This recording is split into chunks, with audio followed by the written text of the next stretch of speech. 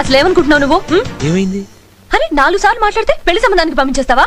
ఓ అన్నయ్య వాళ్ళు వచ్చారా? ముహూర్తాలు పెట్టడానికి పురోహితుని కూడా తీసుకొచ్చారు. సారీ అన్నయ్య, ఇన్నాళ్ళు నేను సరిగా అర్థం చేసుకోలేకపోయాను. చిచి, నువ్వింత రోగవని నేను ఎప్పుడు అనుకోలేదు. ఫోన్లే కదా ఏదో సరదాగా మాట్లాడితే పిచ్చి వేషాలు ఇస్తున్నావు. నువ్వు చేసిన పనికి మా ఇంట్లో వాళ్ళ ముందు తలెత్తుకోలేకపోయాను తెలుసా? అవునా? నువ్వేమైనా పెద్ద హీరోని అనుకుంటున్నావా? Oh no. ఇంత పళ్ళు వేసుకుని ఈ నవ్వగానే అమ్మాయిలందరూ పరిగెత్తుకొచ్చేస్తారనుకుంటున్నావా? అది